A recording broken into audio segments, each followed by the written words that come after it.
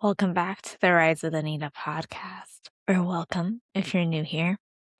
If you're new here, this is a space where ambition meets embodiment, where soul meets strategy, and where we don't just talk about transformation, we learn how to actually live it. So today, I want to talk about something that I think a lot of us have become pretty good at, being fine. You know, the version someone asks, "How are you?" "I'm good. I'm fine. Everything's fine." I heard an acronym for fine once, and it was feelings inside not expressed. So, meanwhile, you're actually exhausted. You're holding tension in your body. You're overthinking something that actually happened to you 3 days ago. You're keeping up with work. You're responding to the texts. You're showing up for everyone else. You're checking things off your to-do list. And maybe you're even doing really well by every external measurement. But technically, nothing might be wrong, but something doesn't feel quite right either. And I want to talk about that space today because I think there's a cost we don't actually talk about enough. I call it the identity tax. It's the energy you spend maintaining a version of yourself that you've actually outgrown. And one of the most expensive identities to own and maintain is I'm fine, because being fine is exhausting when it's a full-time job. Performing instead of actually feeling into it. But before we go any further, if you've been listening to me long enough, you know I actually like to arrive together. And if you're new here, welcome. I invite you to take a breath if you're able to do so, and you're not operating any heavy machinery right now. I'm going to ask you to allow yourself to feel both feet on the floor and just connect, imagining that you have your roots anchoring you into the earth. And we're going to allow our shoulders to drop, unclench the jaw. And before we change anything, I just want you to notice right now what sensations are in your body. Notice, are you holding? Are you bracing? Is there some tightness somewhere? Notice if somewhere in your body is actually working harder than it needs to right now. And we're going to slowly take an inhale through the nose for 4. We're going to hold for 4, 2, 3, 4. And we're going to release through the mouth for 6.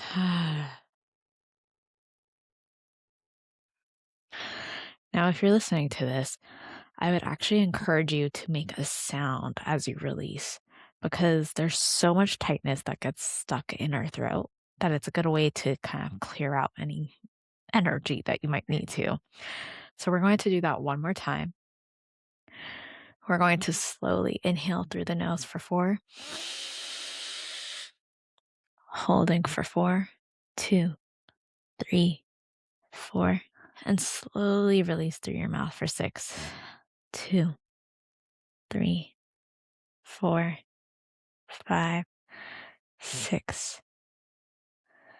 And I want you to ask yourself, where in my life am I saying I'm fine when what I really mean is, well, I'm functioning? I don't want you to judge the answer. I just want you to notice. And from that place, we're going to begin. You see, I think one of the reasons this pattern can be so difficult to recognize is because you actually are functioning. You're in movement. So it can make it a little confusing, right? You're getting up, you're working, you work out, you take care of people, you're building your business, you're meeting the deadlines, you're doing all the things you're supposed to. And yet, somehow, you're still not feeling fully embodied.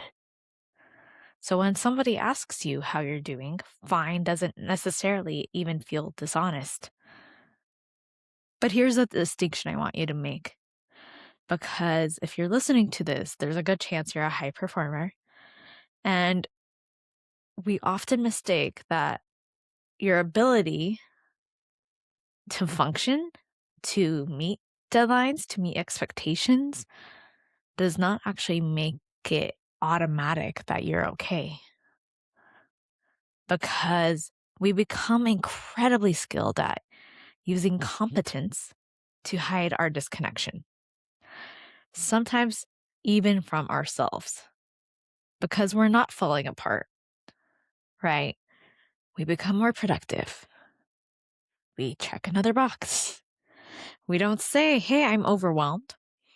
We make another checklist because it helps us feel organized. Anyone else guilty of that? We don't say, I'm angry. We become accommodating. We don't say, that hurt me. We explain why the other person probably didn't mean it. We don't say, I don't want this anymore. We tell ourselves just be grateful. And while I'm all about having gratitude and experiencing gratitude on a day-to-day basis, I do think that sometimes, especially in the personal development space, we can get to a place where we gratitude ourselves out of noticing what needs to shift. I'm talking about really being authentically honest, but that's another day, another episode. Coming back to today's, we don't necessarily say, I need help. We figure it out. We do it all. We take care of ourselves. And eventually, I can handle it becomes the identity of I have to handle it. And you see, at some point, being fine may have actually served you, because if it didn't, we wouldn't be repeating. You see, anything in life, and this is a little more mindset based right now, but anything in life that if you have a belief and maybe you're not getting a certain result in a specific area that you're looking for, the reality is you have a competing desire there. There's something that is creating that comfort, that is creating that internal safety or protection that is blocking you from manifesting the thing that you say you want.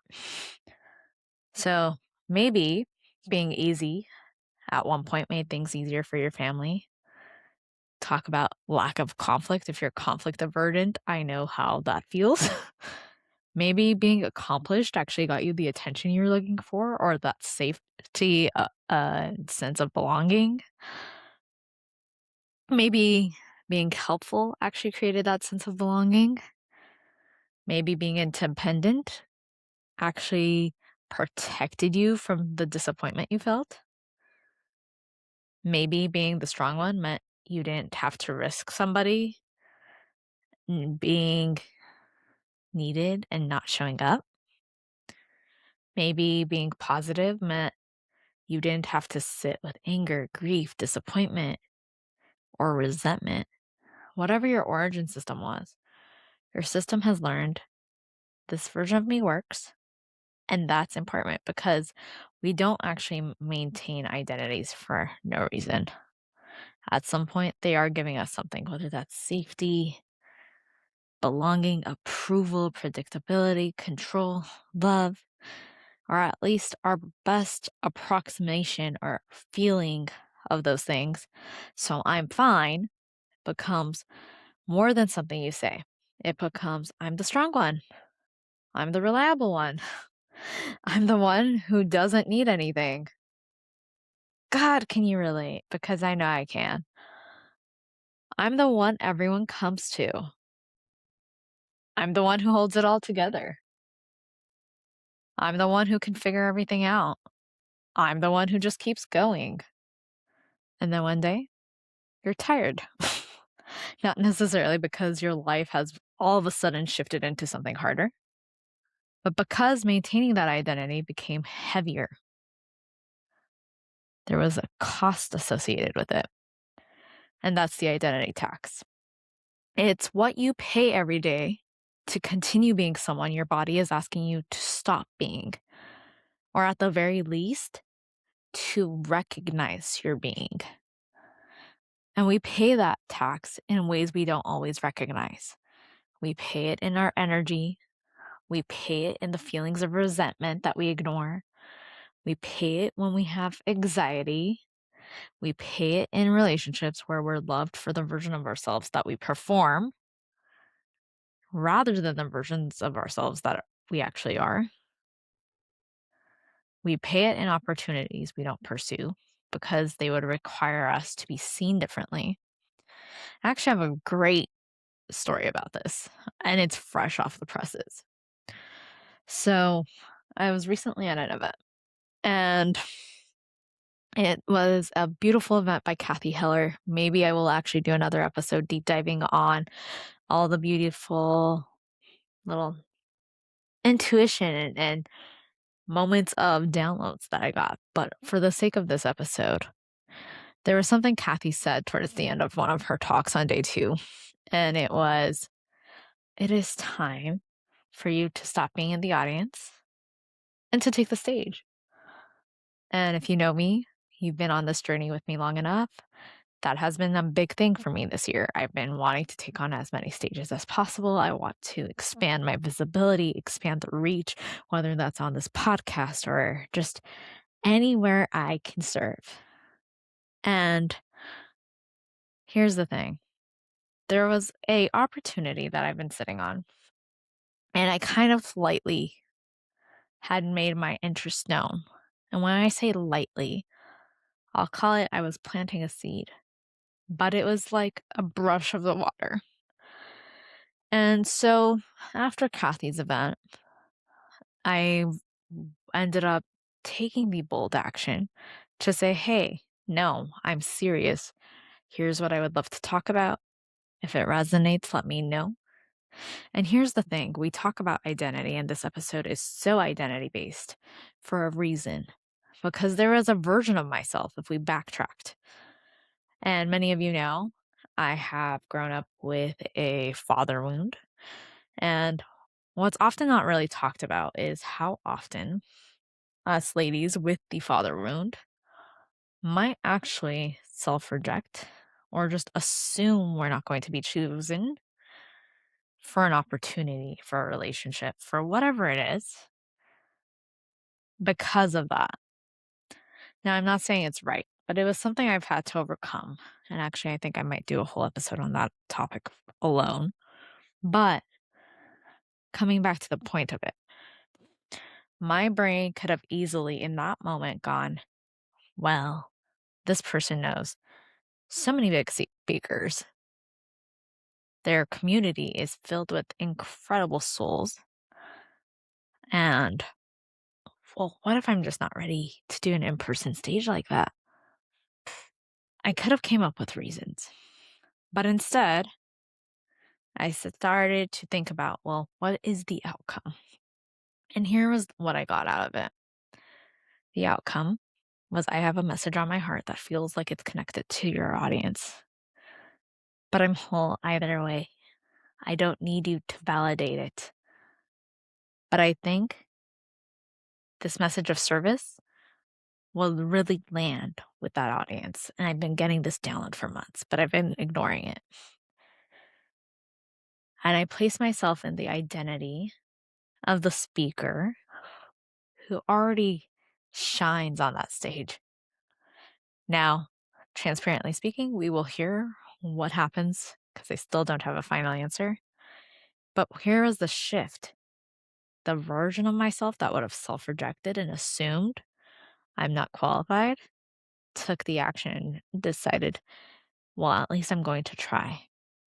And even if it doesn't pan out this time, you're going to wish I was on your stage another day. And that I am absolutely certain on.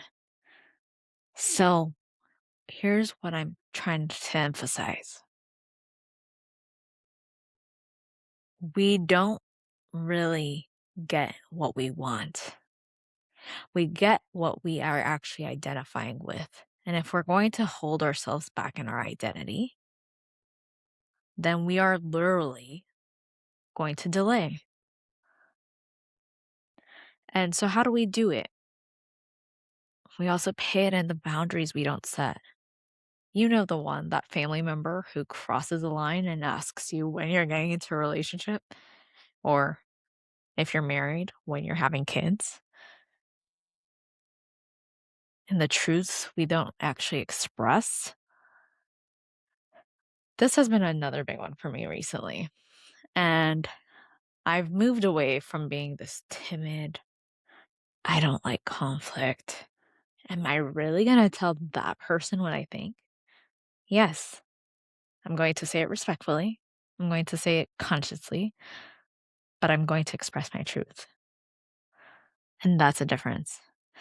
Needs that we don't communicate. This could be with your loved ones. This could be even an honest assessment of what you need to yourself. Rest we don't allow. This one's a big one because if you know me, as grounded as I am, there's also this like fiery energy that comes through. I like to be in flow. I like to be in momentum and I like to be running around. But at the same time, I like to slow down.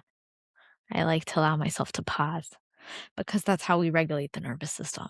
If you don't create the space, your nervous system and your body will eventually find a way to do it for you. And here's the thing, the joy we postpone. How often have you put off doing something you want because it's fun, even if it's just like watching a Netflix show or going to that concert, because you're thinking, I have better things to do. I need to be focused on my business. I need to be laser focused. And sometimes we even pay the identity tax through success. And here's the thing, it's actually more difficult when you have the success for what you want. Because at that point, you've created an incredibly successful identity and an incredibly successful life, yet you're exhausted by it. And just because an identity is creating results or it seems like it's working, doesn't mean it's the identity that's next season for you. Maybe the hyper independence made you successful and it made you feel safe because you could control. Maybe the perfectionism made you excellent at what you did. Maybe people pleasing made you a little bit likable. Maybe overworking made you productive. Maybe control actually made you reliable. These patterns might have, excuse me, these patterns may have produced a result. But what are they costing you to maintain? And that's the question I wanted to land. What are they costing you to maintain? It's not about, is this working? But what is it costing me to keep working and operating like this? And this is where I come back to our bodies because our minds can rationalize almost everything, even pushing past exhaustion. But our body is usually much less interested in our stories. You can say, it's really not that big of a deal. And your chest is actually tight. You can say, I don't really care anymore. That doesn't bother me. Yet your stomach drops every single time you hear their name. You can say, I'm just busy. But you haven't taken a full breath all day. And this is where I want to remind you, if you've been listening to me long enough, transition breaths are huge. It doesn't take long. We start off the podcast the same way I do everything else. A quick breath. We're not activating here. We're centering. There's a little bit of a difference there.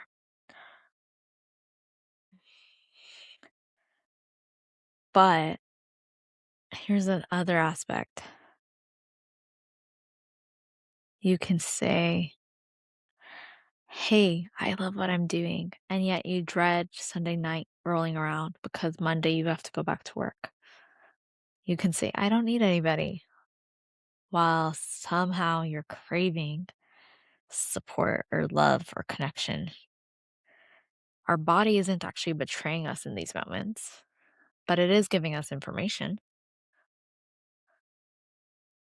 And sometimes the exhaustion we feel isn't asking for another productivity hack for the life of me. It's giving you information.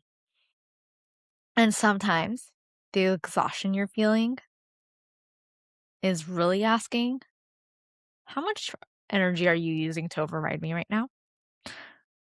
How much energy does it take to swallow the thing that you actually want to say? How much energy does it take to constantly read the room? You know, I grew up very hypervigilant. So whenever I entered any space, and I still have this tendency, it would be scanning and observing. A lot of people would mistake, oh, she's quiet with she's shy. What most people didn't realize is in that quietness, it was I'm scanning who feels safe. I'm scanning what their energy looks like. I'm scanning for their body language. There is a whole over analysis going on underneath that quiet that you can't really do if you're in conversation, at least not if you're in a present conversation. But I digress. How much energy does it take for you to make sure that everyone else is feeling safe and they're okay? How much energy is it actually costing you to take the feeling of proving you're capable? How much energy does it take to convince yourself you actually don't care? How much energy does it take to be the version of you everyone expects when that version is no longer feeling like your home or your essence? Of course, you're tired. You're doing your life, but you're actually managing the performance of yourself at the same time. So here's where things get a little uncomfortable because this is not a comfortable podcast. Because the reality is, when we start to ask these bigger questions, like if I stop being the strong one, well, who am I? If I stop being useful, are people going to choose me? If I stop overachieving, am I still valuable? If I tell the truth, is somebody going to be disappointed? Is our relationship going to be impacted? If I stop taking care of everyone, will they call me selfish? If I actually admit that something isn't working in my life, even if it's to myself, then I actually have to change. And that's why sometimes the umbrella of fine can be something we stay under for years. Because sometimes acknowledging the truth creates a responsibility that we don't feel ready for. Think about it.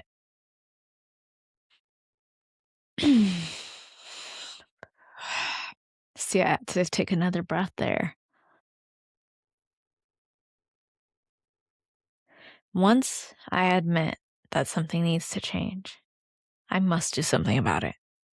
Once I admit I'm exhausted, I might have to disappoint someone. Once I admit this relationship isn't meeting me, I may have to decide whether or not I'm willing to stay. Once I admit I don't want this version of success anymore, I may have to confront the fact that I don't know what comes next. So fine becomes your waiting room. You're not quite in a place where it's bad enough to leave, but it's not yet fulfilling enough to feel alive. You're just fine. And I want to be very clear here. Coming out of fine doesn't mean you dramatically blow up your entire life.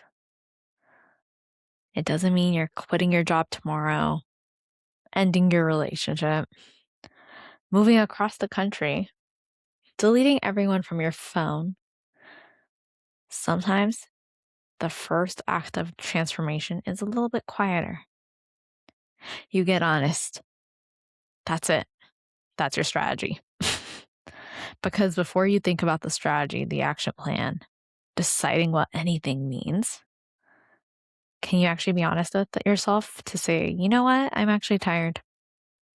That hurt. I don't want to do that. I miss how myself used to feel. I'm angry. I need help. One thing that's been coming to surface for me is how do you respond when you have big emotions? You know, the ones that feel uncomfortable, like some of the ones I just listed off. You're angry, you're hurt, you're disappointed. How do you respond when you find those emotions in yourself? Do you shame? Do you guilt? Do you judge it? Are you able to sit with it, or do you feel like you need to distract from it? Other ones, I need help. I want more. I've changed my mind. This doesn't fit where I'm at anymore. I don't want to know. I don't know what I want, but I know this isn't it. Because here's the thing, this is where we begin. You can't create an authentic life while you're constantly negotiating your own truth.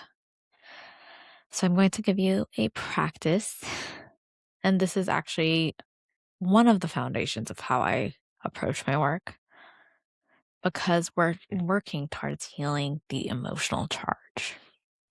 We create the safety and regulate, then we rewrite and embody a new way of being. So let's apply this to that strategy of being, I'm fine. Heal. What is actually here? Instead of asking, well, why am I like this? Or why am I feeling this way? I want you to ask, what am I actually feeling underneath the fine? I want you to get into the perspective of identifying it. Are you in grief? Is it anger, disappointment, fear, loneliness, resentment, overwhelm? Maybe you don't have a perfect word to identify it. And here's the other thing.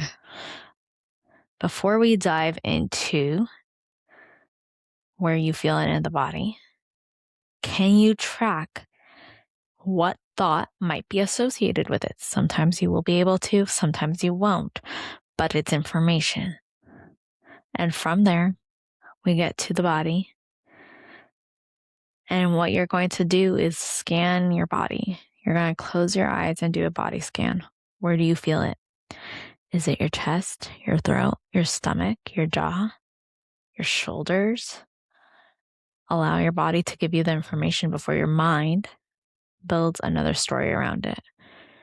And instead of immediately trying to bypass the emotion and make it disappear, you're going to give it permission to exist. I'm allowed to feel this without it immediately being fixed. Can you hold yourself the space that you need to feel your feelings rather than trying to fix your feelings? When we think about creating safety, can this be true without it becoming an emergency? Because sometimes the reason we avoid our truth is because our nervous system believes that acknowledging it means everything has to change immediately. It doesn't. Try it. It is safe for me to acknowledge what I'm unhappy about without knowing exactly what it means. It is safe for me to be disappointed. It is safe for me to need support. It is safe for me to be disappointed in me. It is safe for me to disappoint someone else. Here's the caveat of those back and back. I want you to recognize one thing. Oftentimes, we judge the feeling of when we disappoint ourselves. So I want you to acknowledge it. Doesn't mean that you're going to keep disappointing yourself, but what you're doing is you're going to acknowledge and create that safety, create that space, and move on. The other one, it is safe for me to disappoint others, is a lot more easier to explain and experience, at least consciously. It is safe for me to rest before everything is finished. It is safe for me to want something different. It is safe for me to actually be present and not distract myself from my feelings. And I want you to just take breaths as you're saying these. Don't make it into an affirmation. Notice what your body is doing with that statement. Is there a resistance? If so, get curious about it. What are you trying to show me? What does my body believe would happen if this became true? Because there's information in that. Now we're going to start rewriting and embodying. Who am I without this performance act? Because that's how we move into identity. If I no longer have to be fine, who am I allowed to be instead? It becomes a free-for-all. Maybe I'm the woman who tells herself the truth. I'm the woman who asks for support when I need it. I am a woman who can be powerful and still rest. I am a woman who doesn't have to earn belonging through usefulness. I am a woman who trusts what her body is actually telling her.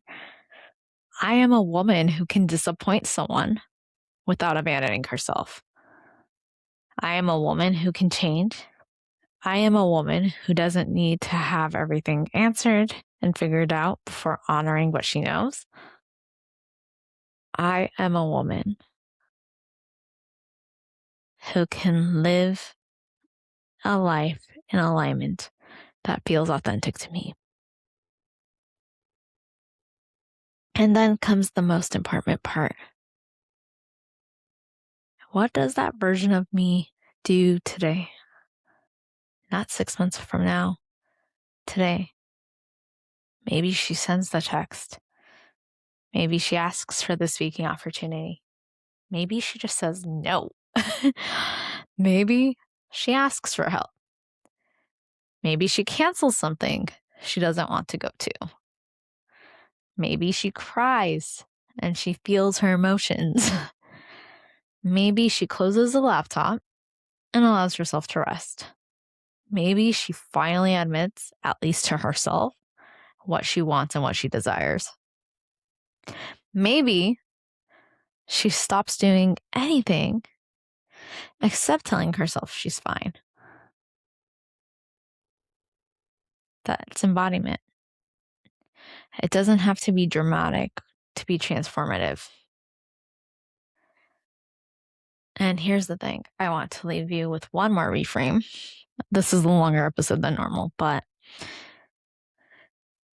when we have an identity that's stopping the work, it's no longer working for us, we can automatically assume, oh, something's wrong. Why can't I push the way I used to? Why am I suddenly so emotional? Why can't I tolerate this anymore? Fun fact, you've outgrown it. Why does this relationship suddenly bother me? Why am I questioning anything? Why can't I just be grateful? Maybe it's not that you're less resilient, but you're becoming less willing to abandon yourself. Maybe the identity that used to motivate you no longer fits. Maybe you're not actually falling apart. Maybe you're becoming unable to comfortably live inside a version of yourself you've already outgrown. And yes, That is incredibly disorienting because you're in this in-between space of I'm not her anymore, yet I fully know who I'm becoming. And that space actually requires a lot of safety. It requires a lot of regulation. It requires us to actually pay attention because what's unfamiliar can feel incredibly threatening, even if it's aligned. Your nervous system may prefer the identity it knows over the life it doesn't. So you don't rush through that middle. You build the capacity for it. How do we do that? You breathe. You listen. You align yourself with the truth. You take the congruent action. You move your body. And slowly, that identity that once felt unfamiliar becomes home. It becomes embodied. So I want you to be brought back to this question we started with. Where in your life are you saying, I'm fine, but what you really mean is I'm just functioning? And then I want you to go one layer deeper. What is this costing you? Is it your energy, your voice, your rest, your creativity, your relationships, your connection to yourself? Because there might be nothing wrong with your life, and still something might be asking for change. You can be grateful and want more. I call that blissfully dissatisfied. You can love someone and need a boundary. You can be successful and exhausted by the way you've earned it. You can be strong and still need support. And you can have a beautiful life and realize that some version of you no longer belongs in it. So if this episode landed for you, I want you to do something before you move on to the next podcast, the next task, the next text, the next thing demanding your attention. Just take a minute and we're going to ground into our bodies again.